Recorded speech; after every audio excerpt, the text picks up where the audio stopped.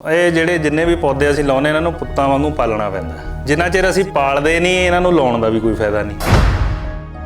ਇਹ political issue ਹੈ ਕਿ ਕਿਸਾਨਾਂ ਨੂੰ ਬਿਜਲੀ ਫ੍ਰੀ ਦੇਣੀ ਹੈ। ਕਿਸਾਨਾਂ ਨੂੰ ਬਿਜਲੀ ਕਿਉਂ ਫ੍ਰੀ ਦੇਣੀ ਹੈ ਜੀ? ਇਹਨੂੰ ਮੀਟਰਡ ਕਰੋ। ਕਿਸਾਨਾਂ ਨੂੰ ਇਸ ਚੀਜ਼ ਦੇ ਸਮਰੱਥ ਬਣਾਓਗੇ ਉਹ ਬਿਜਲੀ ਦਾ ਬਿੱਲ ਪੇ ਕਰ ਸਕਣ। ਘੱਟ ਪਾਣੀ ਕੰਜ਼ਿਊਮ ਕਰਨੇ ਵਾਲੀਆਂ ਫਸਲਾਂ ਕਿਸਾਨ ਤਾਂ ਲਗਾਊਗਾ ਜੇ ਉਹਨਾਂ ਨੂੰ ਅੱਗੇ ਉਹਦੀ ਮਾਰਕੀਟਿੰਗ ਦਿਸਦੀ ਹੋਵੇ। ਠੀਕ ਹੈ, ਉਸ ਐਂਡ ਤੋਂ ਤਾਂ ਅਸੀਂ ਕੰਮ ਨਹੀਂ ਕਰ ਰਹੇ। ਗਰਾਊਂਡ ਵਾਟਰ ਦੀ ਇੱਕ ਹੋਰ ਵੀ ਸਮੱਸਿਆ ਚੱਲ ਰਹੀ ਪੰਜਾਬ ਦੇ ਵਿੱਚ।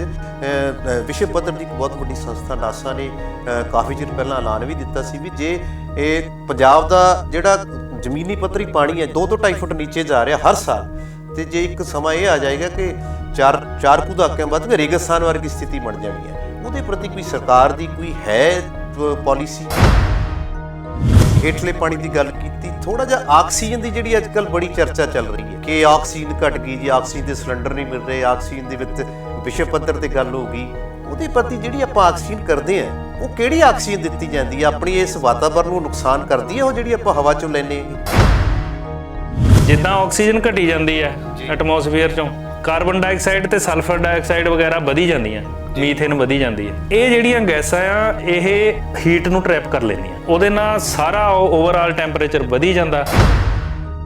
ਓਵਰਆਲ ਟੈਂਪਰੇਚਰ ਵਧਣ ਨਾਲ ਉੱਪਰਲੇ ਗਲੇਸ਼ੀਅਰ ਪਿਘਲੀ ਜਾਂਦੇ ਆ। ਕਈ ਇਦਾਂ ਦੇ ਜਾਨਵਰ ਆ ਜਿਨ੍ਹਾਂ ਨੇ ਠੰਡ 'ਚ ਰਹਿਣਾ ਹੁੰਦਾ ਉਹ ਮਰੀ ਜਾਂਦੇ ਆ। ਕੁਦਰਤ 'ਚ ਬਹੁਤ ਵੱਡੀ ਡਿਸਟਰਬੈਂਸ ਕ੍ਰੀਏਟ ਹੋ ਰਹੀ ਹੈ। ਪਾਲਿਸੀਆਂ ਨੇ ਕੁਝ ਸਰਕਾਰ ਦੀਆਂ ਉਹ ਐਸੀਆਂ ਨੇ ਕਿ ਉਹ ਜਿਹੜਾ ਜ਼ਮੀਨੀ ਪੱਧਰ ਦਾ ਪਾਣੀ ਹੈ ਉਸ ਨੂੰ ਹੋਰ ਥੱਲੇ ਲਿਜਾ ਰਹੀਆਂ ਨੇ, ਜਿਵੇਂ ਕਿ ਮੁਫਤ ਬਿਜਲੀ ਦੀ ਪਾਲਿਸੀ ਹੋ ਗਈ, ਜਾਂ ਇੱਕ ਸਫੈਦੇ ਦੀ ਕਾਸ਼ਤ ਕੀਤੀ ਜਾਂਦੀ ਹੈ ਆਪਣੇ, ਉਸ ਨੂੰ ਵੀ ਹੰਗਰੀ ਟਰੀ ਮੰਨਿਆ ਜਾਂਦਾ ਹੈ। ਉਸ ਤੇ ਵੀ ਰੋਕ ਲਾਈ ਸੀ ਪਰ ਸਰਕਾਰਾਂ ਉਹ 'ਚ ਗੌਰ ਨਹੀਂ ਦੇ ਰਹੀਆਂ। ਹਜੇ ਵੀ ਮਾਮਲਾ ਸੁਪਰੀਮ ਕੋਰਟ ਦੇ ਵਿੱਚ। ਸਕਾਈ ਨਿਊਜ਼ ਪੰਜਾਬ ਦੇਖ ਰਹੇ ਦਰਸ਼ਕਾਂ ਨੂੰ ਸਤਿ ਸ੍ਰੀ ਅਕਾਲ। ਮੈਂ ਹਾਂ ਤੁਹਾਡੇ ਨਾਲ RS ਲਿਬਰੇਟ। ਪੰਜਾਬ ਦੇ ਪਾਣੀਆਂ ਦਾ ਹੇਠਲਾ ਪੱਧਰ ਗਿਰ ਰਿਹਾ ਹੈ, ਹਵਾ ਦਾ ਮਿਆਰ ਘਟ ਰਿਹਾ ਹੈ। ਵਾਤਾਵਰਨ ਸੰਭਾਲ ਦਿਨ ਦੇ ਤਹਿਤ ਸਰਕਾਰਾਂ ਇਸ ਤੇ ਚਰਚਾਵਾਂ ਕਰਦੀਆਂ ਨੇ, ਗੱਲਾਂ ਕਰਦੀਆਂ ਨੇ, ਨੀਤੀਆਂ ਅਪਣਾਈਆਂ ਜਾਂਦੀਆਂ ਨੇ। ਉਹਨਾਂ ਦਾ ਅਮਲ ਕਿੰਨਾ ਹੁੰਦਾ ਹੈ, ਉਹ ਕਿੰਨੀਆਂ ਕਾਰਗਰ ਹੁੰਦੀਆਂ ਨੇ, ਲੋਕਾਂ ਦੇ ਵਿੱਚ ਉਸ ਦਾ ਕਿੰਨਾ ਸਾਰਥਕ ਰੂਪ ਨਿਕਲਦਾ ਹੈ, ਅਜਿਹੇ ਵਿਸ਼ਿਆਂ ਨੂੰ ਲੈ ਕੇ ਅਸੀਂ ਅੱਜ ਚਰਚਾ ਕਰਨ ਜਾ ਰਹੇ ਨੇ। ਮੇਰੇ ਨਾਲ ਸਰਦਾਰ ਮਨਦੀਪ ਸਿੰਘ ਲਾਚੋਵਾਲ, ਐਕਸ਼ਨ ਗਮਾਡਾ, ਸਰਦਾਰ ਸੁਰਿੰਦਰ ਸਿੰਘ ਬਾਗਾ, ਵਸਤੂ ਕਲਾ ਦੇ ਮਾਹਿਰ, ਕਈ ਕਿਤਾਬਾਂ ਦੇ ਰਚੇਤਾ, ਤੇ ਸਰਦਾਰ ਗੁਰਮੇਲ ਸਿੰਘ, ਭਗਤ ਪੂਰਨ ਸਿੰਘ, ਵਾਤਾਵਰਨ ਸਵਾਲ ਕਮੇਟੀ ਦੇ ਮੋਹਰੀ ਆਗੂਆਂ 'ਚੋਂ ਸ਼ਾਮਲ ਨੇ। ਗੱਲ ਤੁਹਾਡੇ ਤੋਂ ਸ਼ੁਰੂ ਕਰਾਂਗੇ ਕਿਉਂਕਿ ਸਰਕਾਰ ਦੇ ਤੁਸੀਂ ਨੁਮਾਇੰਦੇ ਹੋ। ਤੁਸੀਂ ਜੇ ਆਪਾਂ ਰੁੱਖ ਲਗਾਉਣ ਦੀ ਗੱਲ ਕਰੀਏ, ਸਭ ਤੋਂ ਪਹਿਲੀ ਚਰਚਾ ਜੇ ਕੋਈ NGO ਸ਼ੁਰੂ ਕਰਦੀ ਹੈ ਕਿ ਆਪਾਂ ਰੁੱਖ ਲਗਾਈਏ, ਰੁੱਖਾਂ ਦੀ ਲਗਾਉਣ ਦੀ ਕੀ ਸਾਰਥਕਤਾ ਹੁੰਦੀ ਹੈ? ਇਹਨੂੰ ਕਿਸ ਤਰ੍ਹਾਂ ਲਗਾਉਣਾ ਚਾਹੀਦਾ ਹੈ? ਕੀ ਇਹਦਾ ਯੋਗਦਾਨ ਹੈ? ਰੁੱਖਾਂ ਦੀ ਸਾਰਥਕਤਾ ਲਗਾਉਣ ਦੀ ਤੁਸੀਂ ਜੇ ਪ੍ਰੈਕਟੀਕਲ ਤੌਰ ਤੇ ਦੇਖਣੀ ਹੋਵੇ ਜੀ, ਤੁਸੀਂ ਲੇਹ ਲਦਾਖ ਵਰਗੇ ਏਰੀਏ 'ਚ ਜਾਓ ਜੀ, ਤੁਹਾਨੂੰ ਤੀਜਾ ਚੌਥਾ ਸਾਹ ਜਿਹੜਾ ਉਹ ਖਿੱਚ ਕੇ ਆਊਗਾ ਜੀ। ਬੰਦਾ ਸੋਚਦਾ ਯਾਰ ਮੈਂ ਕਿੱਥੇ ਆ ਗਿਆ, ਮੈਨੂੰ ਆਕਸੀਜਨ ਨਹੀਂ ਆ ਰਹੀ ਜੀ।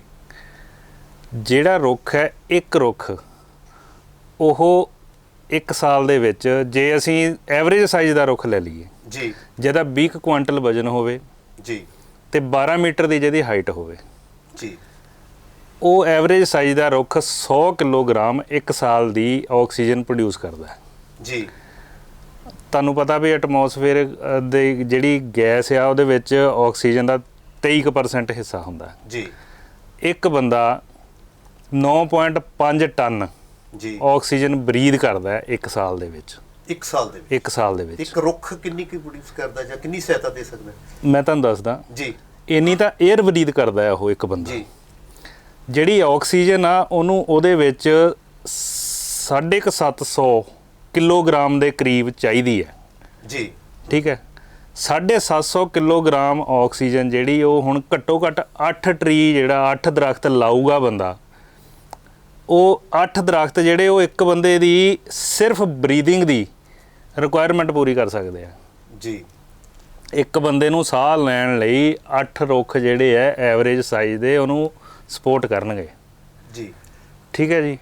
ਅੱਛਾ, ਜਿਹੜੀਆਂ ਅਸੀਂ ਗੱਡੀਆਂ ਚਲਾਉਂਦੇ ਆ ਜੀ, ਇੱਕ ਗੱਡੀ ਜਿਹੜੀ 26000 ਕਿਲੋਮੀਟਰ ਐਵਰੇਜ ਸਾਈਜ਼ ਦੀ ਗੱਡੀ ਜਿਹੜੀ ਕਾਰ ਚੱਲਦੀ ਹੈ ਜੀ, ਜੇ 26000 ਮੀਲ ਚੱਲਦੀ ਹੈ ਉਹ ਮੀਲ ਜੀ, ਤੇ 1 ਏਕੜ ਦਰਖਤ ਜਿਹੜੇ ਆ ਜੀ ਉਹਨੂੰ ਸਪੋਰਟ ਕਰ ਪਾਉਂਦੇ ਆ ਜੀ ਇੰਨੀ ਸਾਡੀ ਰਿਕੁਆਇਰਮੈਂਟ ਹੈ। ਮਤਲਬ ਰੁੱਖਾਂ ਨੂੰ ਲਾਉਣ ਦੀ ਤੁਸੀਂ ਇੰਪੋਰਟੈਂਸ ਦੇਖੋ ਹੁਣ ਤੁਸੀਂ ਜੀ ਇੰਨਾ ਮਹੱਤਵ ਹੈ ਰੁੱਖਾਂ ਨੂੰ ਲਾਉਣ ਦਾ। ਅੱਛਾ, ਜੇ ਆਪਾਂ ਇੱਕ ਗੱਲ ਫੇਰ ਹੀ ਤੁਹਾਡੇ ਨਾਲ ਦੂਸਰੀ ਜੁੜੀ ਕਰੀਏ, ਸਰਕਾਰਾਂ ਹਰ ਸਾਲ ਇੱਕ ਸੰਖਿਆ ਅਨਾਉਂਸ ਕਰਦੀਆਂ, ਅਸੀਂ ਇੰਨੇ ਪੇੜ ਲਗਾਤੇ, ਇੰਨੇ ਦਰਖਤ ਲਾਵਾਂਗੇ, ਨਾਲ ਹੀ NGO ਲਾਉਂਦੇ ਨੇ, ਪਰ ਫਿਰ ਵੀ ਨਤੀਜੇ ਜ਼ਮੀਨੀ ਪੱਧਰ ਤੇ ਜਾਈਏ ਤਾਂ ਉਹ ਗੱਲ ਉਨੀ ਮਿਲਦੀ ਨਹੀਂ ਗੀ। ਉੱਥੇ ਕੀ ਪ੍ਰੋਬਲਮ ਆ ਜਾਂਦੀ ਹੈ? ਆਮ ਤੌਰ ਤੇ ਜਿਹੜੇ NGO ਵਗੈਰਾ ਜਾਂ ਹੋਰ ਪ੍ਰਾਈਵੇਟ ਸੰਸਥਾਵਾਂ ਬੂਟੇ ਲਾਉਂਦੀਆਂ ਨਾ ਜੀ, ਉਹ ਲਾ ਕੇ ਉਹਨਾਂ ਨੂੰ ਇੱਕ ਦੋ ਵਾਰੀ ਪਾਣੀ ਪਾ ਕੇ ਉੱਥੋਂ ਚਲੇ ਜਾਂਦੇ ਆ ਜੀ। ਉਹ ਜੇ ਦੇਖੋ ਇਹ ਜਿਹੜੇ ਜਿੰਨੇ ਵੀ ਪੌਦੇ ਅਸੀਂ ਲਾਉਂਦੇ ਇਹਨਾਂ ਨੂੰ ਪੁੱਤਾਂ ਵਾਂਗੂ ਪਾਲਣਾ ਪੈਂਦਾ ਜੀ। ਜਿੰਨਾ ਚਿਰ ਅਸੀਂ ਪਾਲਦੇ ਨਹੀਂ ਇਹਨਾਂ ਨੂੰ ਲਾਉਣ ਦਾ ਵੀ ਕੋਈ ਫਾਇਦਾ ਨਹੀਂ ਜੀ। ਹੁਣ ਸਾਡਾ ਗਮਾਡਾ 'ਚ ਕੀ ਸਿਸਟਮ ਹੈ ਮੈਂ ਤੁਹਾਨੂੰ ਦੱਸਦਾ। ਅਸੀਂ ਨਾ ਉਹਨੂੰ ਰਿਕਾਰਡ ਤੇ ਚੜਾ ਲਈਦਾ ਜੀ ਬੂਟਿਆਂ ਨੂੰ। ਜੀ। ਕਿਸੇ ਸੜਕ ਦੇ ਉੱਤੇ ਜੇ 200 ਬੂਟੇ ਲੱਗੇ ਆ, ਅਸੀਂ ਰਿਕਾਰਡ ਤੇ ਚੜਾ ਲੈਣਾ ਔਰ ਉਹਨੂੰ 200 ਦਾ 200 ਮੇਨਟੇਨ ਕਰਨਾ ਜੀ।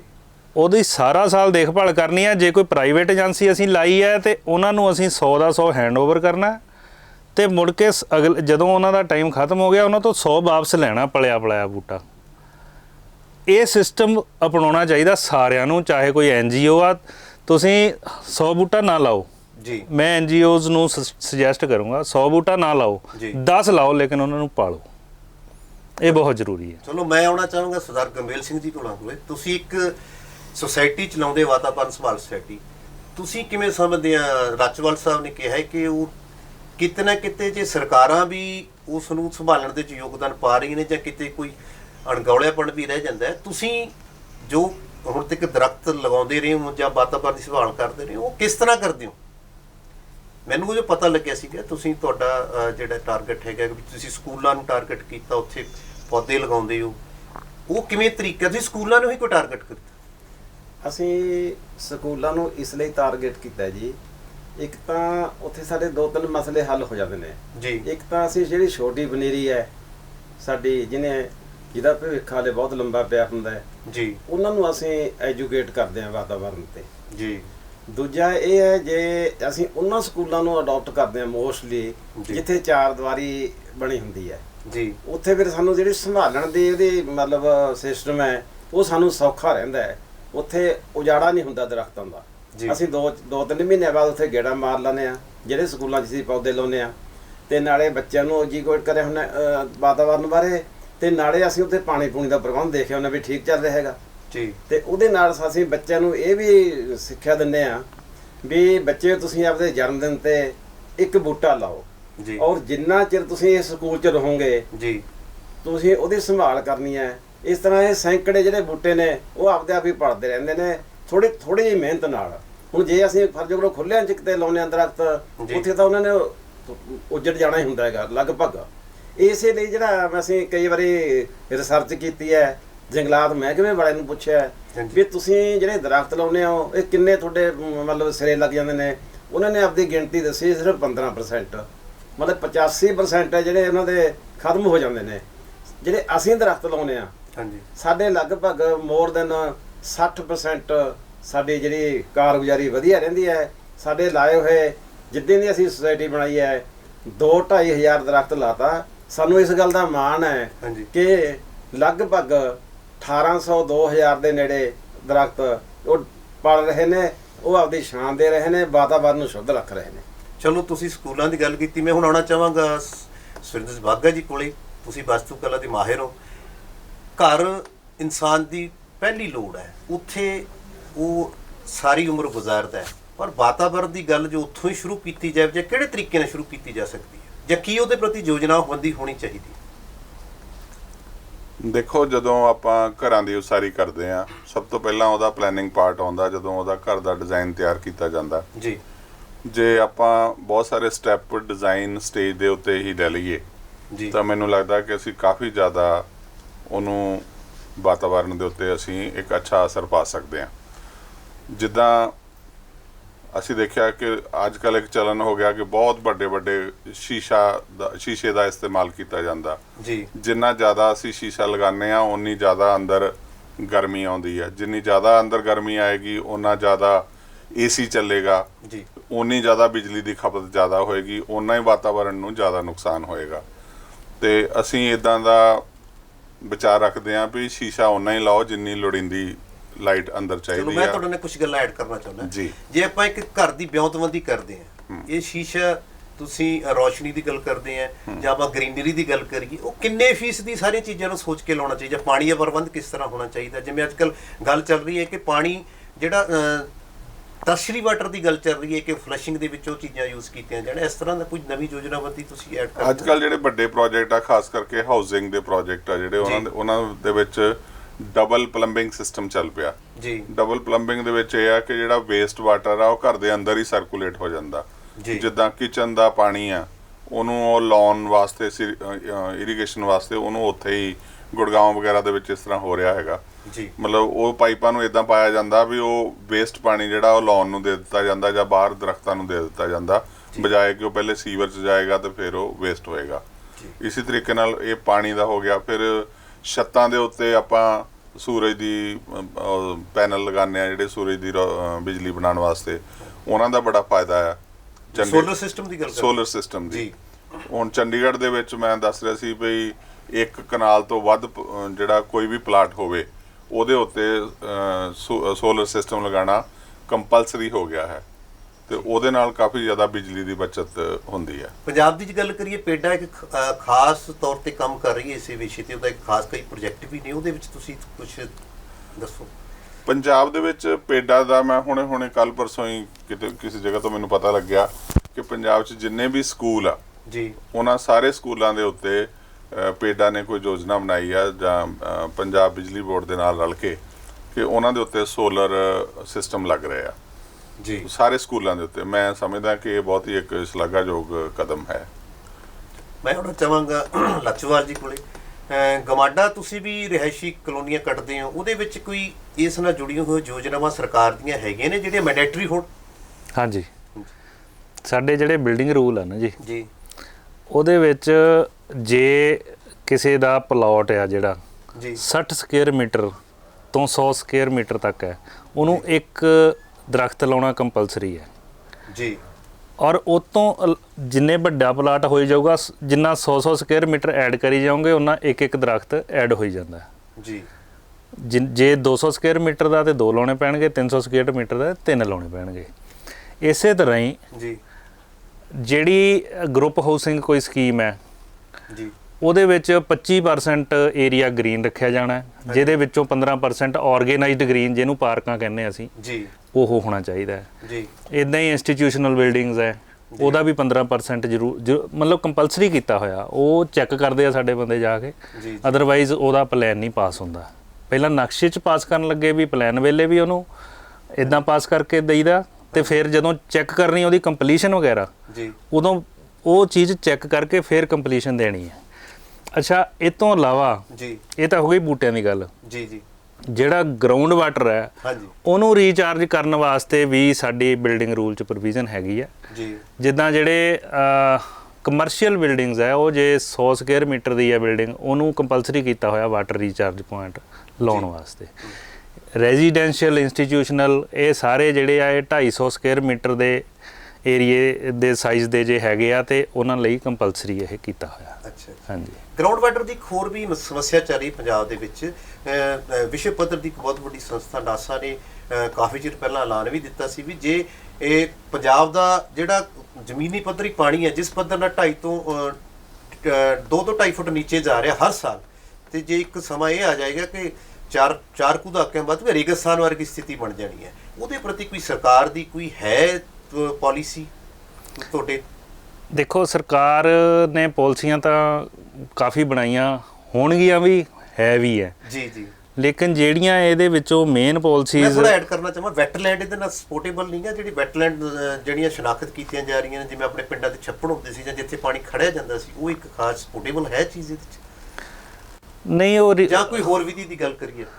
ਹਾਂਜੀ, ਮੈਂ ਤੁਹਾਨੂੰ ਇਹਦੇ ਵਿੱਚ 2 ਸਕੀਮਾਂ ਜਿਹੜੀਆਂ ਮੇਨ ਪ੍ਰੈਕਟੀਕਲੀ ਵਰਕ ਕਰ ਰਹੀਆਂ, ਇੱਕ ਤਾਂ ਬਿਲਡਿੰਗ ਰੂਲ ਜਿਹੜੇ ਆ ਜੀ, ਉਹਦੇ ਵਿੱਚ ਰੀਚਾਰਜ ਪੁਆਇੰਟ ਬਣਾਉਣ ਵਾਸਤੇ ਹੁਣ ਇਨੀਸ਼ੀਏਸ਼ਨ ਜ਼ਿਆਦਾ ਹੋਈ ਹੈ ਕਿ ਪਹਿਲਾਂ ਸੈਂਟਰਲ ਗਰਾਊਂਡ ਵਾਟਰ ਅਥਾਰਟੀ ਨੇ ਪੰਜਾਬ ਨੂੰ ਕਿਹਾ ਸੀ ਵੀ ਤੁਸੀਂ ਛੋਟੇ ਯੂਨਿਟ ਘਰਾਂ ਦੇ ਸਾਰੇ ਵਿੱਚੇ ਪਾ ਕੇ 455 ਜੀ, 4,55,000 ਯੂਨਿਟ ਬਣਾਓ।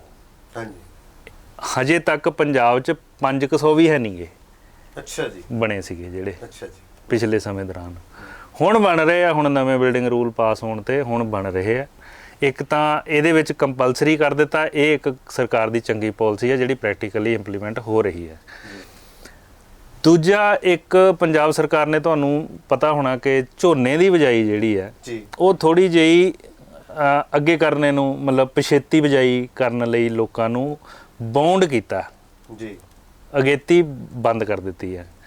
ਉਹਦੇ ਨਾਲ 20 ਤੋਂ 25% ਪਾਣੀ ਦੀ ਬਚਤ ਹੋ ਜਾਂਦੀ ਹੈ ਝੋਨੇ ਵਾਸਤੇ। ਚਲੋ ਇਹ ਤਾਂ ਬੱਚਤ ਦੀ ਗੱਲ ਨਹੀਂ, ਪਰ ਇੱਕ ਮਾਮਲਾ ਸਾਹਮਣੇ ਆਇਆ ਸਾਡੇ ਸਟੂਡੀਓ 'ਚ ਵੀ ਬੋਲ ਕੇ ਗਏ ਨੇ।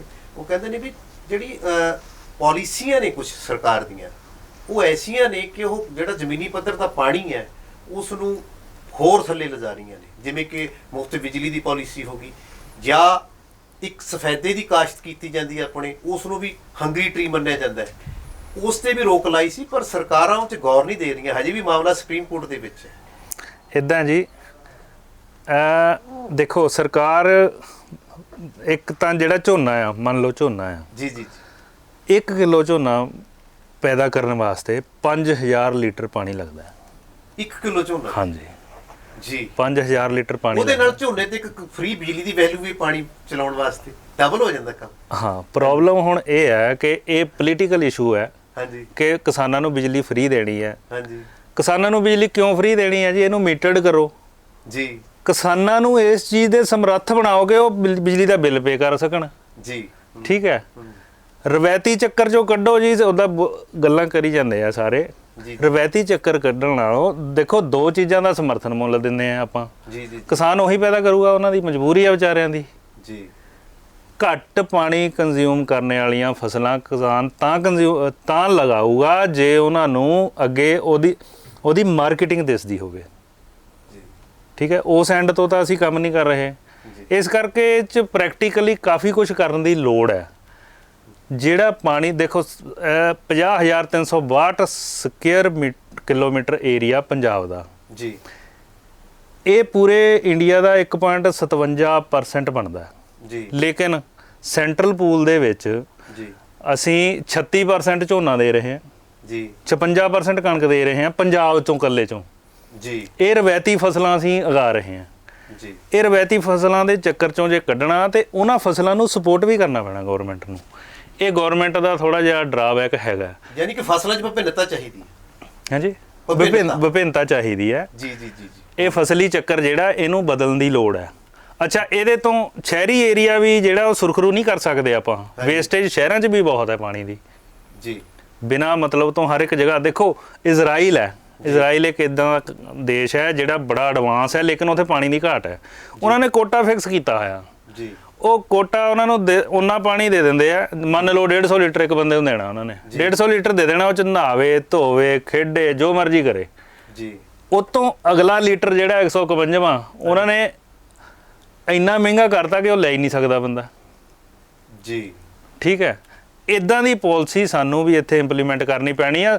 ਗਾਂ ਵੀ ਕਰਨੀ ਹੈ, ਹੁਣੇ ਕਰ ਲੈਣੀ ਚਾਹੀਦੀ ਹੈ।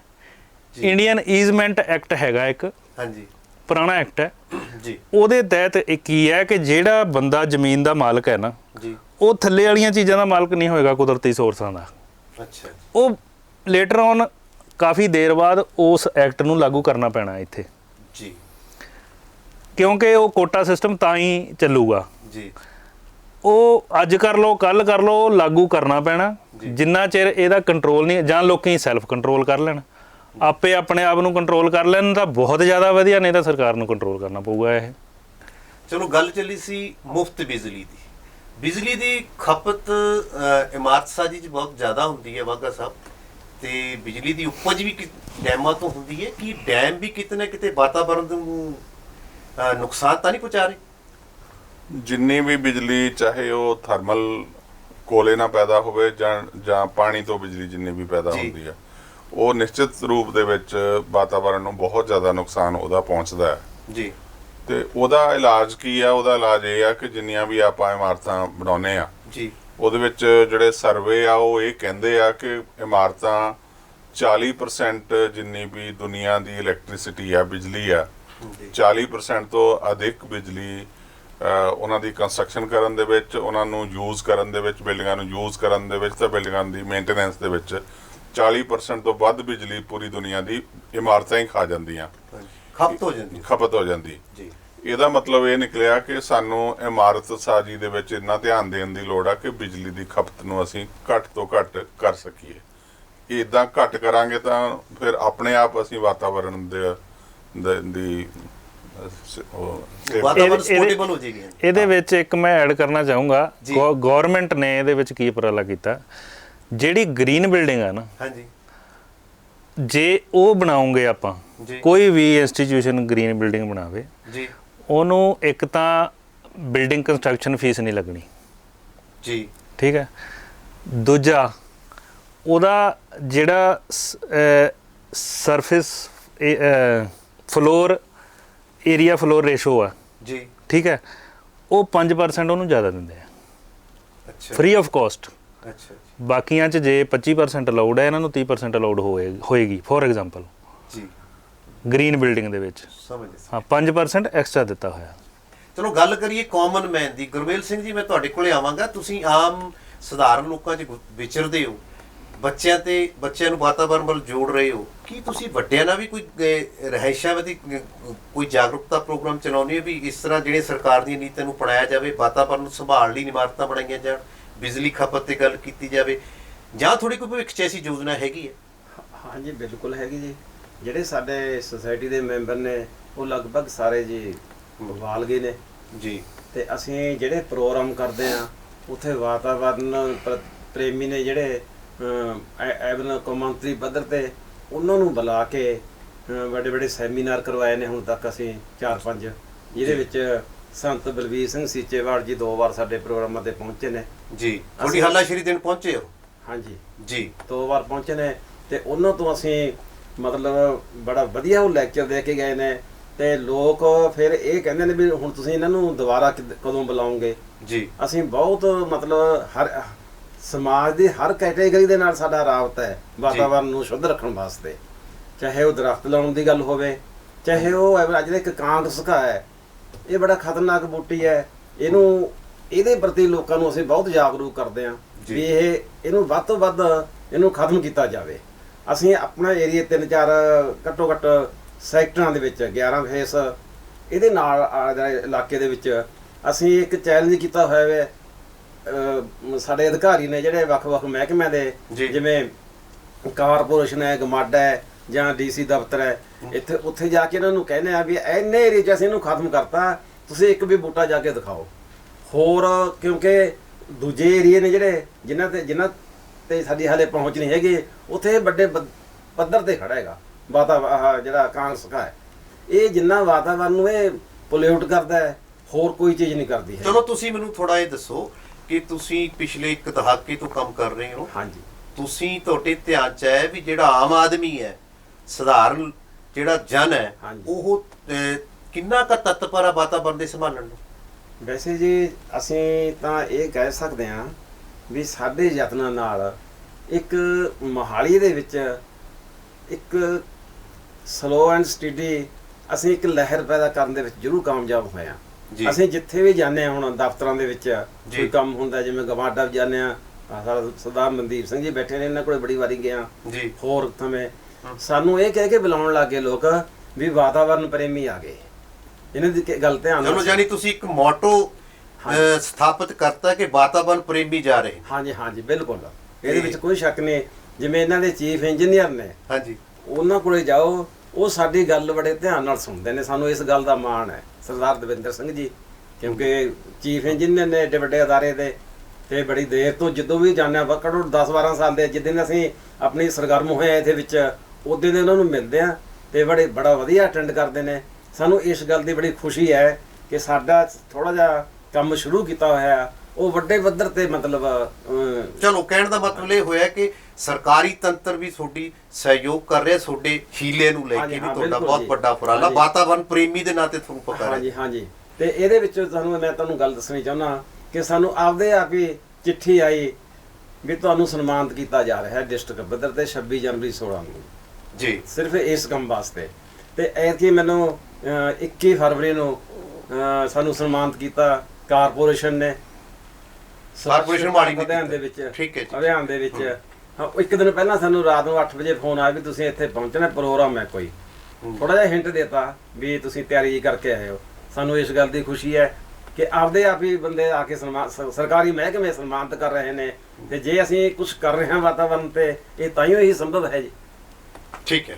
ਅੱਛਾ, ਫਿਰ ਮੈਂ ਲਾਚੋਵਾਲ ਜੀ ਤੁਹਾਡੇ ਕੋਲੇ ਆਵਾਂਗਾ। ਆਪਾਂ ਹੇਠਲੇ ਪਾਣੀ ਦੀ ਗੱਲ ਕੀਤੀ, ਥੋੜਾ ਜਿਹਾ ਆਕਸੀਜਨ ਦੀ ਜਿਹੜੀ ਅੱਜ ਕੱਲ੍ਹ ਬੜੀ ਚਰਚਾ ਚੱਲ ਰਹੀ ਹੈ ਕਿ ਆਕਸੀਜਨ ਘਟ ਗਈ ਜੀ, ਆਕਸੀਜਨ ਦੇ ਸਿਲੰਡਰ ਨਹੀਂ ਮਿਲ ਰਹੇ, ਆਕਸੀਜਨ ਦੇ ਵਿੱਚ ਵਿਸ਼ਵ ਪੱਧਰ ਤੇ ਗੱਲ ਹੋ ਗਈ। ਉਹਦੇ ਪ੍ਰਤੀ ਜਿਹੜੀ ਆਪਾਂ ਆਕਸੀਜਨ ਕਰਦੇ ਹਾਂ, ਉਹ ਕਿਹੜੀ ਆਕਸੀਜਨ ਦਿੱਤੀ ਜਾਂਦੀ ਹੈ? ਆਪਣੀ ਇਸ ਵਾਤਾਵਰਨ ਨੂੰ ਨੁਕਸਾਨ ਕਰਦੀ ਹੈ ਉਹ ਜਿਹੜੀ ਆਪਾਂ ਹਵਾ ਚੋਂ ਲੈਂਦੇ ਹੈਗੇ? ਆਕਸੀਜਨ ਇਦਾਂ ਜੀ, ਜਿਹੜੀ ਜਿੰਨੇ ਵੀ ਸਿਲੰਡਰ ਸਪਲਾਈ ਹੁੰਦੇ ਆ ਜਾਂ ਹਸਪੀਟਲਾਂ 'ਚ ਆਕਸੀਜਨ ਹੈ, ਹਾਂਜੀ ਇਹਦੀਆਂ ਦੋ ਵਿਧੀਆਂ ਆ ਜੀ। ਇੱਕ ਹੈਗੀ ਹੈ 에ਅਰ ਸੈਪਰੇਸ਼ਨ ਯੂਨਿਟ ਲੱਗੇ ਹੋਏ ਆ ਜੀ। ਉਹ ਕੀ ਕਰਦੇ ਆ, ਇਹ ਹਵਾ ਦੇ ਵਿੱਚੋਂ ਆਕਸੀਜਨ ਨੂੰ ਵੱਖਰਾ ਕਰਕੇ ਹਾਂਜੀ। ਉਹਨੂੰ ਲਿਕੁਇਡ ਫਾਰਮ 'ਚ ਕੰਪਰੈਸ ਕਰਕੇ ਲਿਕੁਇਡ ਫਾਰਮ 'ਚ ਸਿਲੰਡਰਾਂ 'ਚ ਭਰ ਕੇ ਉਹ ਸਪਲਾਈ ਕਰਦੇ ਆ ਜੀ। ਉਹ ਹੋ ਗਿਆ 에ਅਰ ਸੈਪਰੇਸ਼ਨ ਯੂਨਿਟ। ਜੀ। ਦੂਜੇ ਹੋ ਗਏ ਪ੍ਰੈਸ਼ਰ ਸਵਿੰਗ ਯੂਨਿਟ। ਜੀ। ਪ੍ਰੈਸ਼ਰ ਸਵਿੰਗ ਯੂਨਿਟ ਹੁੰਦੇ ਆ ਹਸਪੀਟਲਾਂ ਦੇ ਵਿੱਚ ਹੀ ਲੱਗੇ ਹੁੰਦੇ ਆ ਉਹ। ਜੀ।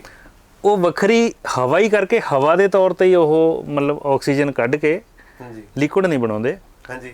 ਹਵਾ ਹੀ ਉਹ ਜਿੱਦਾਂ ਸੈਂਟਰਲ ਏਸੀ ਨਹੀਂ ਹੁੰਦਾ ਇਦਾਂ ਸਪਲਾਈ ਕਰ ਦਿੰਦੇ ਆ ਵੱਖ-ਵੱਖ ਬੈੱਡਾਂ ਤੇ। ਅੱਛਾ ਜੀ। ਲੇਕਿਨ ਦੋਨਾਂ ਤਰੀਕਿਆਂ ਦੇ ਵਿੱਚ ਇਹ ਆਕਸੀਜਨ ਜਿਹੜੀ ਹੈ ਇਹ ਹਵਾ ਚੋਂ ਹੀ ਕੱਢਦੇ ਆ। ਹੁਣ ਹਵਾ 'ਚ ਹੋਊਗੀ ਤਾਂ ਕੱਢਾਂਗੇ। ਹਾਂਜੀ। ਇਹ ਲਾਈਫ ਹੈ ਇੱਕ ਤਰ੍ਹਾਂ ਦੀ, ਹਾਂਜੀ। ਆਕਸੀਜਨ ਵੀ ਤੇ ਪਾਣੀ ਵੀ। ਹਾਂਜੀ। ਅਸੀਂ ਜਦੋਂ ਮੰਗਲ ਗ੍ਰਹਿ ਤੇ ਜਾਂ ਹੋਰ ਕਿਸੇ ਗ੍ਰਹਿ ਤੇ ਆਪਾਂ ਇਹ ਲੱਭਣ ਜਾਂਦੇ ਆ ਵੀ ਲਾਈਫ ਹੈਗੀ ਕਿ ਨਹੀਂ, ਅਸੀਂ ਕੀ ਦੇਖਦੇ ਆ ਉੱਥੇ? ਹਾਂਜੀ। ਪਾਣੀ ਹੈਗਾ ਕਿ ਨਹੀਂ ਹੈਗਾ, ਜੀ। ਹਵਾ ਹੈ, ਆਕਸੀਜਨ ਹੈਗੀ ਕਿ ਨਹੀਂ ਹੈਗੀ। ਇਹ ਲਾਈਫ ਹੈ। ਔਰ ਜੇ ਅਸੀਂ ਇਸ ਨੂੰ ਨਾ ਸੰਭਾਲਿਆ ਆਉਣ ਵਾਲੇ ਸਮੇਂ 'ਚ, ਹਾਂਜੀ, ਤੇ ਜਾਂ ਤਾਂ ਫਿਰ ਰੱਬ ਇਦਾਂ ਦੀ ਕਰੈਕਸ਼ਨ ਕਰੂਗਾ ਜਿੱਦਾਂ ਕਰੋਨਾ ਕਰਕੇ ਸਾਰੇ ਬੰਦ ਕਰ ਦਿੱਤੇ। ਜੀ। ਹੁਣ ਤੁਸੀਂ 에ਅਰ ਕੁਆਲਿਟੀ ਇੰਡੈਕਸ ਦੇਖੋ ਜੀ। ਜਦੋਂ ਕਰੋਨਾ ਤੋਂ ਪਹਿਲਾਂ ਓਪਨ ਸੀ ਸਾਰਾ ਕੁਝ, ਜੀ। ਉਦੋਂ 에ਅਰ ਕੁਆਲਿਟੀ ਇੰਡੈਕਸ ਜ਼ਿਆਦਾ ਸੀ, ਮਤਲਬ ਬਹੁਤ ਜ਼ਿਆਦਾ ਪੋਲਿਊਸ਼ਨ ਸੀਗਾ ਇੱਥੇ। ਜੀ।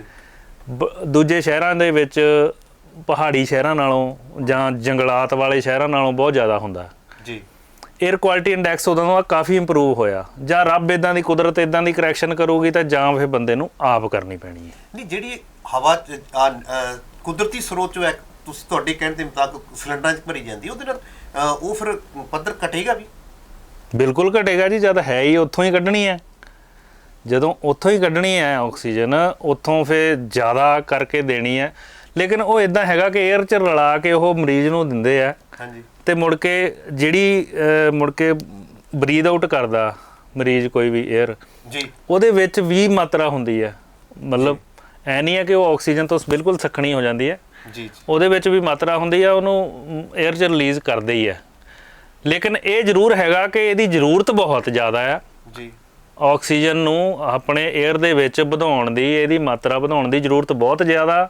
ਜੇ ਅਸੀਂ ਪੌਦੇ ਨਾ ਲਾਏ, ਨਾ ਸੰਭਾਲ ਕੀਤੀ, ਇੱਦਾਂ ਹੀ ਬਿਲਡਿੰਗਾਂ ਬਣਾਉਂਦੇ ਰਹੇ, ਸੜਕਾਂ ਬਣਾਉਂਦੇ ਰਹੇ, ਪੌਦੇ ਪੱਟਦੇ ਰਹੇ, ਜੀ, ਤੇ ਆਉਣ ਵਾਲੇ ਸਮੇਂ 'ਚ ਔਖਾ ਹੋ ਜਾਊਗਾ। ਕਿਉਂਕਿ ਇੱਕ ਹੋਰ ਗੱਲ ਵੀ ਹੈ, ਜੀ, ਜਿੱਦਾਂ ਆਕਸੀਜਨ ਘਟੀ ਜਾਂਦੀ ਹੈ ਐਟਮੋਸਫੀਅਰ 'ਚੋਂ, ਕਾਰਬਨ ਡਾਈਆਕਸਾਈਡ ਤੇ ਸਲਫਰ ਡਾਈਆਕਸਾਈਡ ਵਗੈਰਾ ਵਧੀ ਜਾਂਦੀਆਂ, ਮੀਥੇਨ ਵਧੀ ਜਾਂਦੀ ਹੈ।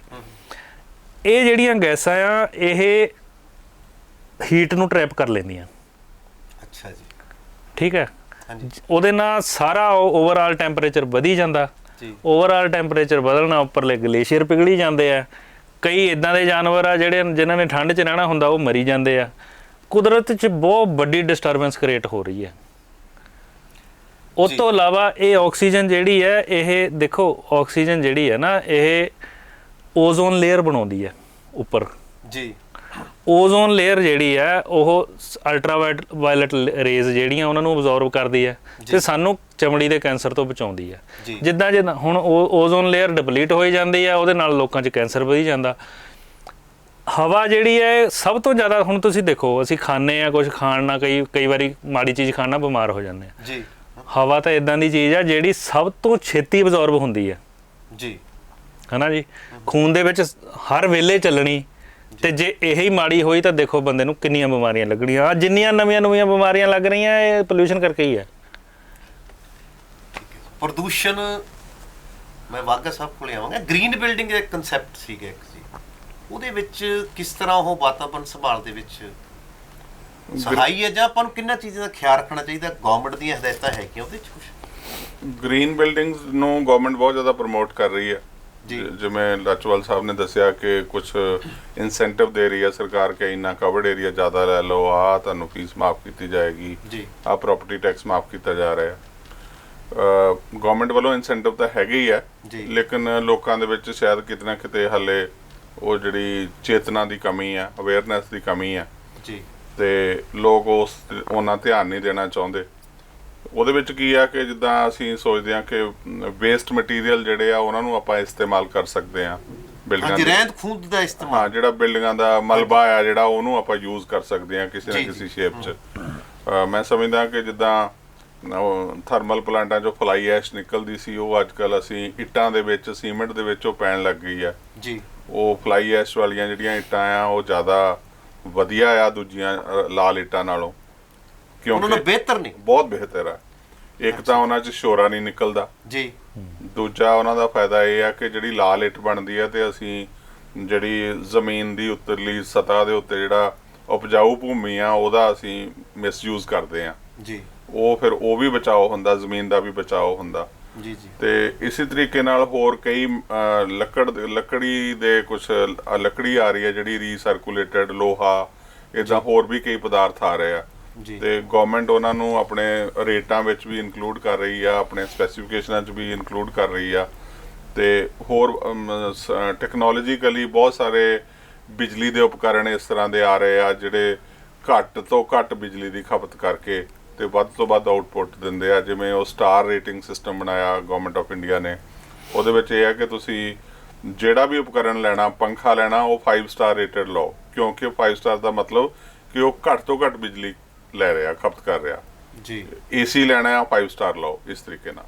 ਜੀ। ਨਹੀਂ, ਰਹਿੰਦ ਖੂੰਹਦ ਦੀ ਆਪਾਂ ਥੋੜੀ ਜਿਹੀ ਗੱਲ ਖੁੱਲ ਕੇ ਦਰਸ਼ਕਾਂ ਨੂੰ ਦੱਸੋ। ਜਿਵੇਂ ਕਿ ਮੈਂ ਤੁਹਾਨੂੰ ਇੱਕ ਜ਼ਿਕਰ ਕਰਦਾ ਦੇਸੀ ਜੀ। ਪਿੰਡਾਂ ਦੇ ਵਿੱਚ ਕੀ ਹੁੰਦਾ, ਜੋ ਫਲਸ਼ਿੰਗ ਦੇ ਵਿੱਚ ਨਾ ਰੋੜੇ ਸਿੱਟ ਦਿੱਤੇ ਜਾਂਦੇ, ਉਦੋਂ ਬਾਅਦ ਉਹ ਫੈਲਦਾ ਨਹੀਂ ਗਾ, ਉੱਥੇ ਹੀ ਖਤਮ ਹੋਈ ਜਾਂਦਾ। ਜੇ ਇਸ ਤਰ੍ਹਾਂ ਕੋਈ ਨਵੀਂ ਵਿਧੀ ਹੈ ਜਿਹੜਾ ਵੇਸ ਰਹਿੰਦ ਖੂੰਹਦ ਬਚਦੀ ਹੈ, ਕਈਆਂ ਦੀ ਖਾਦ ਬਣਾਉਣ ਦੇ ਕਨਸੈਪਟ ਨੇ ਕਈ ਚੀਜ਼ਾਂ ਦੇ, ਜਿਵੇਂ ਆਪਣਾ ਕੂੜਾ ਨਿਕਲਦਾ ਗਾ ਰਸੋਈ ਦਾ, ਕਿਚਨ ਦਾ ਨਿਕਲਦਾ, ਇਸ ਤਰ੍ਹਾਂ ਦਾ ਕੋਈ ਵਿਸ਼ੇਸ਼ ਉਹਦੇ 'ਚ ਆਪਾਂ ਕੋਈ ਪ੍ਰਾਵਧਾਨ ਰੱਖਿਆ ਜਾ ਸਕਦਾ ਬਿਲਡਿੰਗਾਂ ਦੇ ਵਿੱਚ, ਜਾਂ ਕੋਈ ਜਿਹੜੀ ਛੋਟੀ ਬਗੀਚੀ ਦੀ ਗੱਲ ਕਰੀਏ ਆਪਾਂ ਜਾਂ ਹੋਰ ਕਰੀਏ? ਨਹੀਂ, ਜਿੱਦਾਂ ਆਪਣੀ ਕਿਚਨ ਦੇ ਵਿੱਚੋਂ ਅੱਜ ਕੱਲ੍ਹ ਆਪਾਂ ਲੋਕਾਂ ਨੂੰ ਗਾਈਡ ਕਰਦੇ ਹਾਂ ਕਿ ਤੁਸੀਂ ਕਿਚਨ 'ਚ 2 ਡੱਬੇ ਰੱਖੋ। ਇੱਕ ਤਾਂ ਜਿਹਦੇ 'ਚ ਸਬਜ਼ੀਆਂ ਤੇ ਫਲ ਫਰੂਟ ਜਿਹੜੇ ਕੱਟ ਕੇ ਸੁੱਟਦੇ ਆ, ਉਹ ਜੇ ਮੇਰੇ ਕੋਲ ਵੱਡਾ ਮਕਾਨ ਆ, ਮੇਰੇ ਕੋਲ ਘਰੇ ਲਾਉਣ ਹੋਵੇ ਤੇ ਉਹ ਜਿਹੜਾ ਫਲਾਂ ਦੇ ਤਾਂ ਸਬਜ਼ੀਆਂ ਦੇ ਜਿਹੜੇ ਛਿਲਕੇ ਵਗੈਰਾ ਹੈਗੇ ਆ, ਉਹ ਤੁਸੀਂ ਉਦਾਂ ਹੀ ਜਾ ਕੇ ਪਿਛਲੀ ਲਾਉਣ 'ਚ ਦੱਬ ਦਿਓ ਤਾਂ ਉਹਦੀ ਖਾਦ ਹੀ ਬਣ ਜਾਂਦੀ ਆਪਣੇ ਆਪ ਹੀ 2-4 ਦਿਨਾਂ ਬਾਅਦ। ਇੱਕ ਤਰ੍ਹਾਂ ਦੀ ਕੰਪੋਸਟ ਬਣ ਗਈ ਨਾ। ਤਾਂ ਉਹਦੇ ਨਾਲ ਪਹਿਲਾਂ ਤਾਂ ਉਹ ਜਿਹੜਾ ਫਲ ਫਰੂਟ ਦਾ ਜਿਹੜਾ ਕਚਰਾ ਆ ਉਹ ਪਹਿਲਾਂ ਉੱਥੇ ਜਾਏਗਾ ਸ਼ਹਿਰ ਦੇ ਵਿੱਚ, ਉਹ ਨਾਲ ਕਿੰਨੀਆਂ ਗੱਡੀਆਂ ਦੇ ਉੱਤੇ ਲੋਡ ਵਧੇਗਾ, ਕਿੰਨਾ ਹੋਰ ਖਰਚਾ ਵਧੇਗਾ, ਫਿਰ ਉੱਥੇ ਉਹ ਡੰਪ ਵਧੇਗਾ। ਜਿਵੇਂ ਚੰਡੀਗੜ੍ਹ ਤੁਸੀਂ ਦੇਖਿਆ ਕਿ ਡੰਪ ਯਾਰਡ ਜਿਹੜਾ ਉਹ ਕਿੰਨਾ ਵੱਡਾ ਬਣ ਗਿਆ, 45 ਏਕੜ ਜਗ੍ਹਾ 3 ਮੰਜ਼ਲੀ ਜਿੰਨੀ ਭਰ ਚੁੱਕੀ ਆ। ਉਹ ਤਾਂ ਲਾਚੋਵਾਲ ਸਾਹਿਬ ਨੇ ਦੱਸਿਆ ਕਿ ਆਰਗੇਨਾਈਜ਼ ਏਰੀਆ ਜਿਹੜਾ ਉਹਦੇ 'ਚ ਮੇਰੇ ਹਿਸਾਬ ਨਾਲ ਇਸਤੇਮਾਲ ਹੋ ਸਕਦੀ ਹੈ ਜੀ। ਹਾਂਜੀ, ਬਿਲਕੁਲ ਹੋ ਸਕਦੀ। ਹਾਂਜੀ। ਹਵਾ ਤੇ ਕੋਈ ਹੋਰ ਖਾਸ ਗੱਲ ਦੱਸੋ ਤਾਂ, ਕਿਉਂਕਿ ਹਵਾ ਦਾ ਪ੍ਰਦੂਸ਼ਣ ਦਾ ਬੜਾ ਚਰਚਾ ਹੋ ਰਹੀ ਹੈ ਸਰ, ਜੇ ਕੋਈ ਨਵੀਂ ਗੱਲ ਤੁਸੀਂ ਦੱਸ ਸਕੋ ਕਿ ਜਿਵੇਂ ਕਿ ਆਪਾਂ ਤੁਸੀਂ ਗੱਲ ਕੀਤੀ ਸੀ ਕਿ ਜਿਹੜੇ ਵਹੀਕਲ ਨੇ ਸਾਡੇ, ਵਹੀਕਲਾਂ ਦੀ ਕੋਈ ਖਾਸ ਨੀਤੀ ਬਣਨ ਦੀ ਸੰਭਾਵਨਾ ਹੋਵੇ ਤਾਂ ਸਰਕਾਰ ਸੋਚੇ ਤਾਂ ਕਿੰਨਾ ਪੋਲਿਊਸ਼ਨ ਕਰਦਾ ਇੱਕ ਵਹੀਕਲ, ਕਿੰਨੀ ਹਵਾ ਖਰਾਬ ਕਰ ਦਿੰਦਾ ਸੀ? ਦੇਖੋ, ਨੀਤੀਆਂ ਤਾਂ ਬਹੁਤ ਹੈ ਹਾਂਜੀ, ਪਰ ਇੰਪਲੀਮੈਂਟ ਨਹੀਂ। ਇਹਨਾਂ ਨੂੰ ਜੇ ਓਨੈਸਟੀ ਨਾਲ ਇੰਪਲੀਮੈਂਟ ਕੀਤਾ ਜਾਵੇ, ਹੁਣ ਤੁਸੀਂ ਦੇਖਿਆ ਹੋਣਾ ਵੀ ਆਮ ਤੌਰ ਤੇ ਆ ਕਈ ਪੋਲਿਊਸ਼ਨ ਸੈਂਟਰ ਇਦਾਂ ਦੇ ਹੈਗੇ ਜਿਹੜੇ ਤੁਹਾਡੀ ਗੱਡੀ ਦੇਖਦੇ ਵੀ ਨਹੀਂ ਹੈ, ਜੀ, ਸਰਟੀਫਿਕੇਟ ਜਾਰੀ ਕਰ ਦਿੰਦੇ ਆ। ਹਾਂਜੀ, ਹੈ ਨਾ ਜੀ? ਠੀਕ ਹੈ। ਇਹ ਚੀਜ਼ਾਂ ਨੂੰ ਇੰਪਲੀਮੈਂਟ ਕਰਨ ਦੀ ਜ਼ਿਆਦਾ ਲੋੜ ਹੈ, ਨਾ ਕਿ ਹੋਰ ਨੀਤੀਆਂ ਬਣਾਉਣ ਦੀ। ਨੀਤੀਆਂ ਕਾਫੀ ਬਣੀਆਂ ਹੋਈਆਂ ਜੀ, ਜੇ ਇਹਨਾਂ ਨੂੰ ਪਹਿਲਾਂ ਇੰਪਲੀਮੈਂਟ ਕਰ ਲਈਏ, ਮੁੜ ਕੇ ਜਿਹੜੀ ਨੀਤੀ ਬਚੂਗੀ ਉਹਨੂੰ ਬਣਾਇਆ ਜਾ ਸਕਦਾ ਹੈ। ਜੀ। ਯਾਨੀ ਇੱਕ ਥੋੜੀ ਜਿਹੀ ਗੱਲ ਹੋਰ ਵੀ ਨਿਕਲ ਕੇ ਆਉਂਦੀ ਹੈ, ਜਿਵੇਂ ਮੈਂ ਤੁਹਾਨੂੰ ਜ਼ਿਕਰ ਕੀਤਾ ਸੀ ਕਿ ਧਰਤੀ ਹੇਠਲੇ ਪਾਣੀ ਦੇ ਵਿੱਚ ਇੱਕ NGO ਬਹੁਤ ਸਮੇਂ ਤੋਂ ਲੜ ਰਿਹਾ, ਸਾਡੇ ਧਿਆਨ 'ਚ ਆਇਆ ਸੀ ਮਸਲਾ।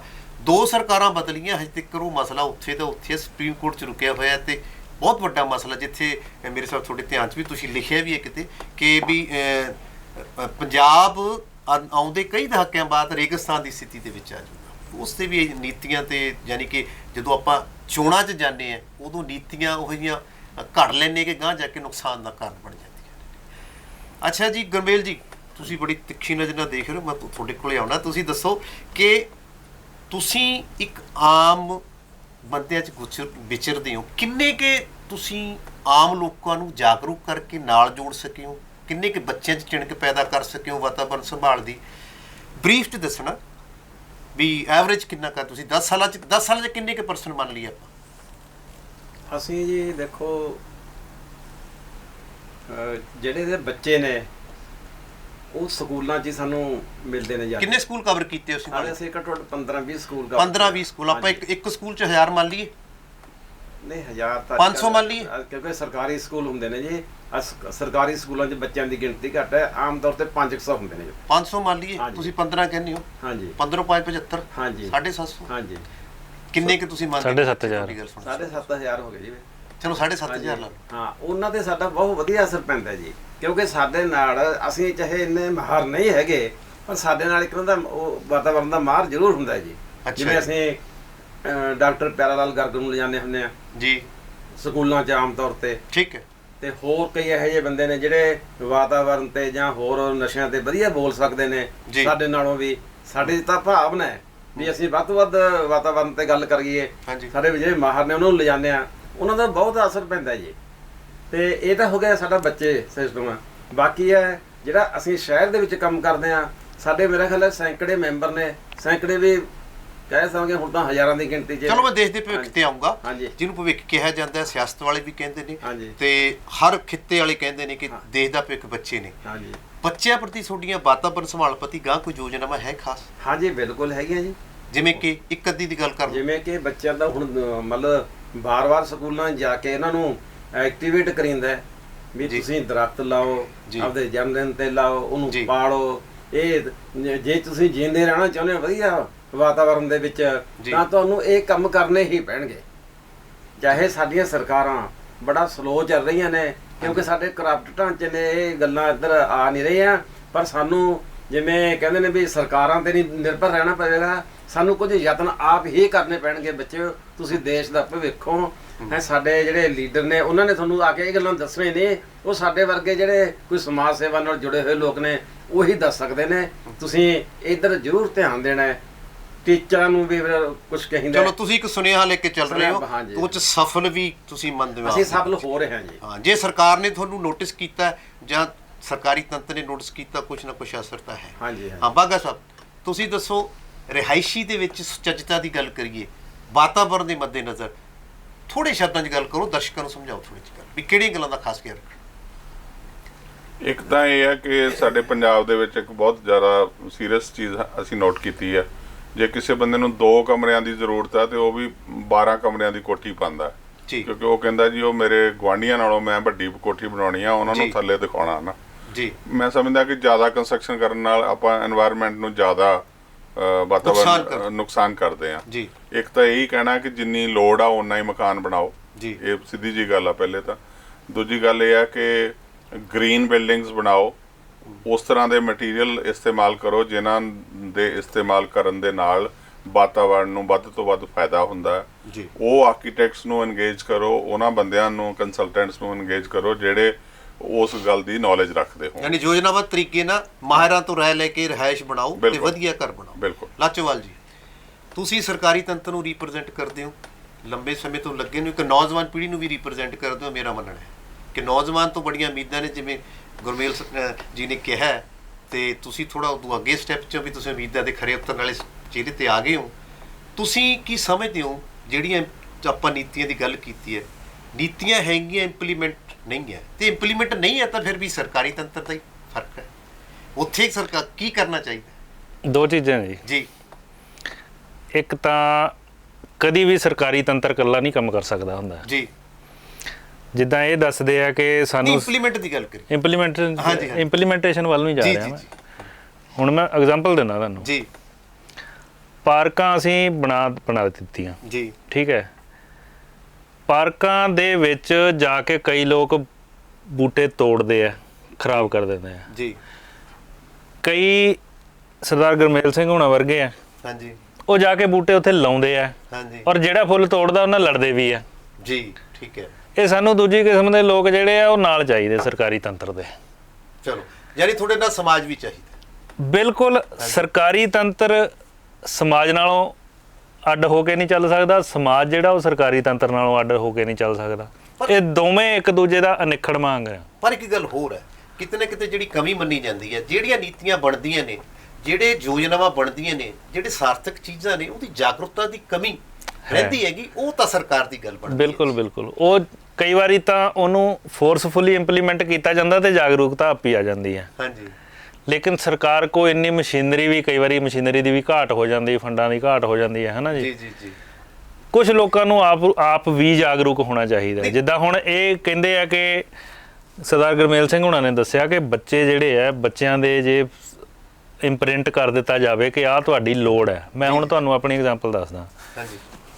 ਮੈਂ ਆਪਣੀ ਮੇਰਾ ਛੋਟਾ ਜਿਹਾ ਬੇਟਾ ਆ 8 ਸਾਲ ਦਾ।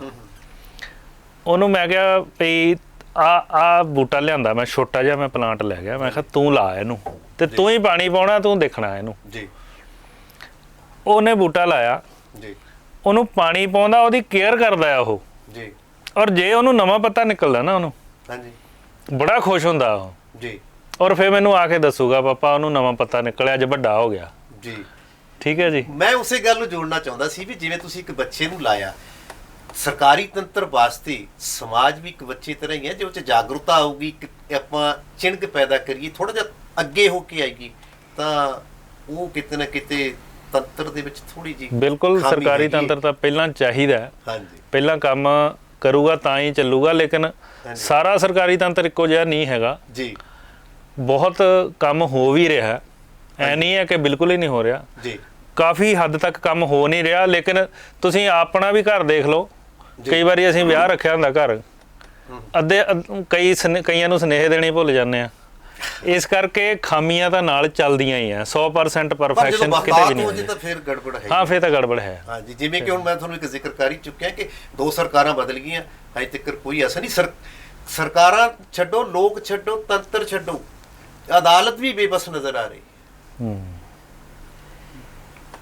ਇਹ ਸਨ ਸਰਦਾਰ ਲਾਚੋਵਾਲ ਜੀ, ਜੋ ਗਵਾਡਾ ਪੰਜਾਬ ਸਰਕਾਰ ਨੂੰ ਰਿਪਰੈਜ਼ੈਂਟ ਕਰਦੇ ਨੇ ਐਕਸ਼ਨ ਤੌਰ ਤੇ, ਹਾਰਟੀਕਲਚਰ ਐਕਸ਼ਨ ਨੇ। ਸੁਰਿੰਦਰ ਬਾਗਾ ਜੀ, ਜੋ ਵਸਤੂ ਕਲਾ ਦੇ ਮਾਹਿਰ ਨੇ। ਗੁਰਮੇਲ ਜੀ, ਜੋ ਇੱਕ ਕਾਮਨ ਆਦਮੀ ਚੋਂ ਨਿਕਲ ਕੇ ਵਾਤਾਵਰਣ ਦਾ ਚਿਣਕ ਲੋਕਾਂ 'ਚ ਫੈਲਾਉਣ ਦੇ ਵਿੱਚ ਕਾਫੀ ਸਫਲ ਨਜ਼ਰ ਆ ਰਹੇ ਨੇ। ਉਹਨਾਂ ਦਾ ਕਹਿਣਾ ਹੈ ਕਿ ਜੇ ਆਪਾਂ ਬੱਚਿਆਂ ਤੇ ਕੰਮ ਕਰੀਏ, ਇੱਕ ਪਨੀਰੀ ਤੇ ਕੰਮ ਕਰੀਏ, ਤਾਂ ਇਸ ਦੇ ਅਗਲੇ ਨਤੀਜੇ ਬਹੁਤ ਅੱਛੇ ਹੋ ਸਕਦੇ ਨੇ। ਜੇ ਬਾਗਾ ਸਾਹਿਬ ਕੋਲੇ ਆਈਏ, ਉਹ ਵਸਤੂ ਕਲਾ 'ਚ ਗੱਲ ਕਰਦੇ ਨੇ ਕਿ ਜੇ ਆਪਾਂ ਗ੍ਰੀਨ ਬਿਲਡਿੰਗਾਂ 'ਚ ਚੱਲੀਏ, ਬਿਜਲੀ ਦੀ ਖਪਤ ਘੱਟ ਕਰੀਏ, ਇਹਦੇ ਨਾਲ ਬਹੁਤ ਇੱਕ ਸਹਿਯੋਗ ਹੋ ਜਾਂਦਾ ਹੈ। ਜੇ ਲਾਚੋਵਾਲ ਜੀ ਕੋਲੇ ਆਈਏ ਤਾਂ ਉਹਨਾਂ ਦੀਆਂ ਬਹੁਤ ਗੱਲਾਂ ਐਸੀਆਂ ਨੇ ਕਿ ਸਰਕਾਰ ਕੰਮ ਕਰ ਰਹੀ ਹੈ, ਬਹੁਤ ਅੱਛੇ ਤਰੀਕੇ ਨਾਲ ਕਰ ਰਹੀ ਹੈ, ਪਰ ਕੁਝ ਖਾਮੀਆਂ ਵੀ ਹੈਗੀਆਂ ਨੇ। ਪਰ ਇਹ ਖਾਮੀਆਂ ਲੋਕਾਂ ਦੇ ਨਾਲ ਜੁੜ ਕੇ ਹੀ, ਲੋਕਾਂ ਦੇ ਸਹਿਯੋਗ ਨਾਲ ਹੀ ਪੂਰੀਆਂ ਕੀਤੀਆਂ ਜਾ ਸਕਦੀਆਂ ਨੇ। ਤੇ ਆਉਣ ਵਾਲੇ ਦਿਨਾਂ ਦੇ ਵਿੱਚ ਇਹਨਾਂ ਵਾਤਾਵਰਣ ਸੰਭਾਲ ਦੀਆਂ ਨੀਤੀਆਂ ਤੇ ਸਰਕਾਰ ਕੀ ਕੰਮ ਕਰਦੀ ਹੈ, ਉਹਦਾ ਇੰਪਲੀਮੈਂਟ ਕਿੰਨਾ ਹੁੰਦਾ ਹੈ, ਸਮਾਜ ਸਹਿਯੋਗ ਕਿੰਨਾ ਕਰਦਾ ਹੈ, ਇਹ ਸਾਰਿਆਂ ਨੂੰ, ਦੋਹਾਂ ਧਿਰਾਂ ਨੂੰ ਸੋਚਣ ਦੀ ਲੋੜ ਹੈ। ਲਗਾਤਾਰ ਦੇਖਦੇ ਰਹੋ ਸਕਾਈ ਨਿਊਜ਼ ਪੰਜਾਬ।